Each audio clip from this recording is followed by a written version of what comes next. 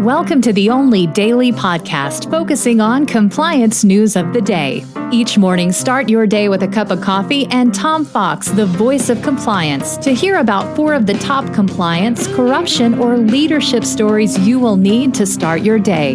The Daily Compliance News is a production of the Compliance Podcast Network. First, a word from our sponsor.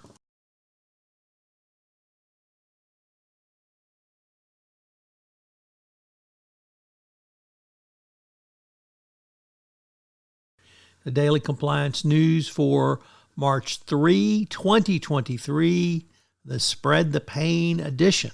Today we focus on one story, and that comes to us from the speech by Lisa Monaco on Thursday, February 2, at the American Bar Association's White Collar Crime section, which is happening this week in Miami.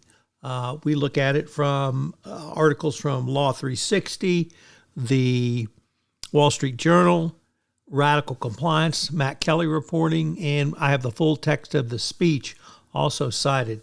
You really need to read this in full because it means quite a bit for the compliance professional. The two big messages from the speech are that companies must get much more serious about compensation clawback efforts, as in right now, and prepare for more rigorous enforcement of sanction violations and other conduct that straddles corruption and national security.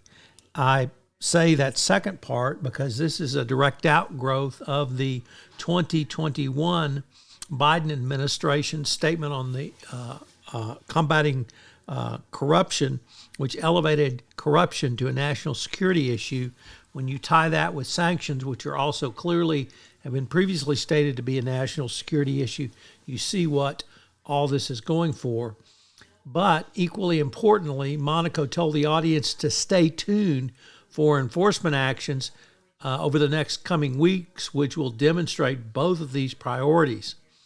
The clawbacks component said, Monaco said the DOJ will launch a pilot program to encourage companies to seek clawbacks where the amount of money you successfully clawback will be credited as a discount on whatever monetary penalty you might incur. That is obviously a huge incentives for companies to do so. But I think in the long run, the bigger announcement is going to be this greater intersection of national security and corruption or anti-corruption. There will be a new DOJ task force looking at this.